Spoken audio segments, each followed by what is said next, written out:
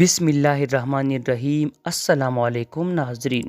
اللہ تعالیٰ کی حکم سے 300 برس غار میں سونے والے اصحاب کہف کون تھے؟ حضرت عیسیٰ علیہ السلام کو آسمان پر اٹھا لیے جانے کے بعد عیسائیوں کا حال بے حد خراب اور ابتر ہو گیا۔ لوگ بت پرستی کرنے لگے اور دوسروں کو بھی بت پرستی کرنے پر مجبور کرنے لگے۔ خصوصاً ان کا بادشاہ تک اس قدر ظالم تھا کہ جو آدمی بت پرستی سے انکار کرتا اس کو قتل کر ڈالتا تھا۔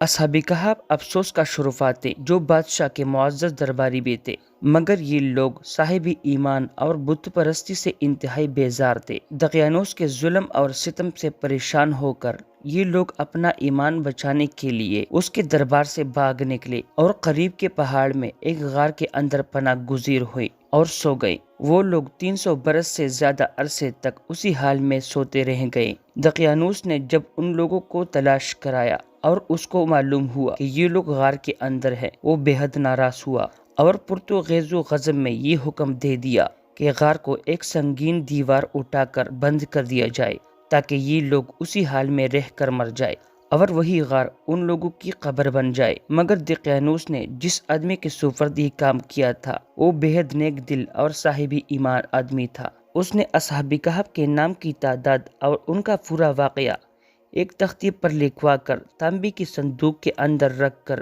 دیوار کے بنیاد میں رکھوا دیا اور اسی طرح کی تختی شاہی خزانے میں محفوظ کرا دی۔ کچھ دنوں کے بعد دقیانوس بادشاہ مر گیا اور سلطنتیں بدلتی رہیں، یہاں تک کہ ایک نیک دل اور انصاف پرور بادشاہ جس کا نام بیدروس تھا وہ تختی نشین ہوا، جس نے 68 سال تک شان و شوکت کے ساتھ حکومت کی۔ اس کے دربار میں مذہبی فرمان برداری شروع ہو گئی اور بعض لوگ مرنے کے بعد اٹھنے اور قیامت کا انکار کرنے لگے۔ قوم کا یہ حال دیکھ کر بادشاہ رنج و غم میں ڈوب گیا اور وہ تنہائی میں ایک مکان کے اندر بند ہو کر خداوندی قدوس عز و جل کے دربار میں نہایت بے قراری کے ساتھ کریائے گزاری کر کے دعائیں مانگنے لگے، یا اللہ کوئی ایسی نشانی ظاہر فرما دے تاکہ لوگوں کو مرنے کے بعد زندہ ہو کر اٹھنے اور قیامت کا یقین ہو جائے۔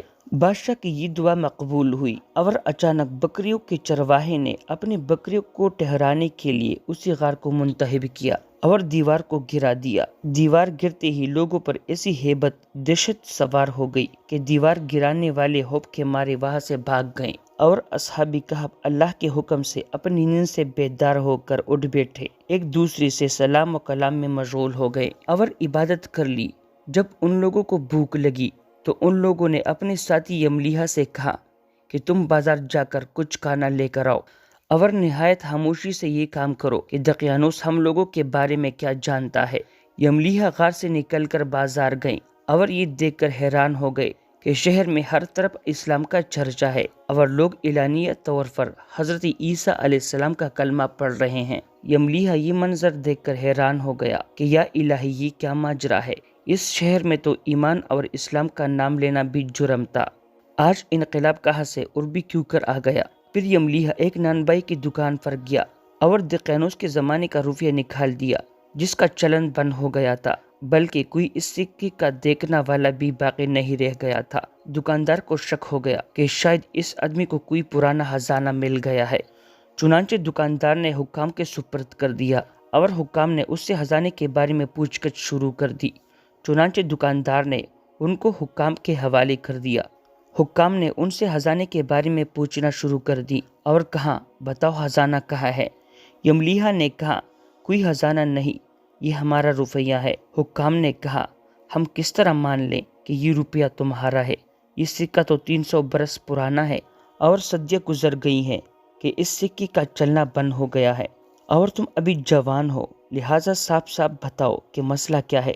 یہ سن کر یملیحا نے کہا کہ تم لوگ یہ بتاؤ کہ دقیانوس بادشاہ کا کیا حال ہے۔ حکام نے کہا آج روئے زمین پر اس نام کا بادشاہ کوئی نہیں، ہاں سینکڑوں برس گزر گئے کہ اس نام کا بے ایمان بادشاہ گزرا ہے جو بت پرست تھا۔ یملیحا نے کہا ابھی کل ہی تو ہم لوگ اس کی خوف سے اپنا ایمان اور جان بچا کر بھاگ گئے ہیں، ہمارے ساتھی قریب ہی ایک غار میں موجود ہیں، تم لوگ میرے ساتھ چلو، میں تم کو ان لوگوں سے ملواتا ہوں۔ چنانچہ حکام اور عمائدی شہر کثیر تعداد میں اس غار کے پاس پہنچے۔ اصحاب کہف یملیحا کے انتظار میں تھے۔ جب ان کی واپسی میں دیر ہوئی تو ان لوگوں نے خیال کیا کہ شاید یملیحہ گرفتار ہو گیا ہے، اور جب غار کے منہ پر بہت سارے لوگوں کا شور دیکھا تو وہ سمجھے کہ غالباً دقیانوس کے فوج ہماری گرفتاری کے لیے پہنچے ہیں۔ تو یہ لوگ نہایت اخلاص کے ساتھ ذکر الہی اور توبہ اور استغفار میں مشغول ہو گئے۔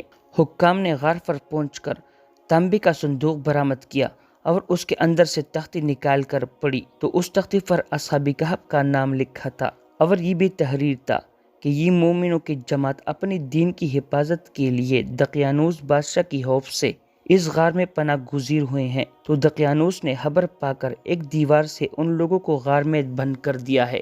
ہم یہ حال اس لیے لکھتے ہیں کہ جب کبھی یہ غار کھلے تو لوگ اصحاب کہف کے حال پر مطلع ہو جائیں۔ حکام تختی کی عبارت پڑھ کر حیران رہ گئے، اور ان لوگوں نے اپنے بادشاہ بیدروس کو اس واقعے کی اطلاع دے دی۔ فوراً بیدروس بادشاہ ابن امرا اور امائدین شہر کو ساتھ لے کر اسی غار کے پاس پہنچا تو اصحاب کہف نے غار سے نکل کر بادشاہ سے ملاقات کی اور اپنی سرگزش بیان کی۔ بیدروس بادشاہ سجدے میں گر کر خداوند قدوس کا شکر ادا کرنے لگا کہ میری دعا قبول ہو گئی، اور اللہ تعالیٰ نے اپنی نشانی ظاہر کر دی جسے موت کے بعد زندہ ہو کر اٹھنے کا ہر آدمی کا یقین ہو گیا۔ اصحاب کہف بادشاہ کو دعائیں دینے لگے کہ اللہ تعالیٰ تیری بادشاہی کی حفاظت فرمائے، اب ہم تمہیں اللہ تعالیٰ کی سپرد کرتے ہیں۔ پھر اصحاب کہف نے السلام علیکم کہا اور غار کے اندر چلے گئے اور سو گئے۔ اسی حالت میں اللہ تعالیٰ نے ان لوگوں کو وفات دے دی۔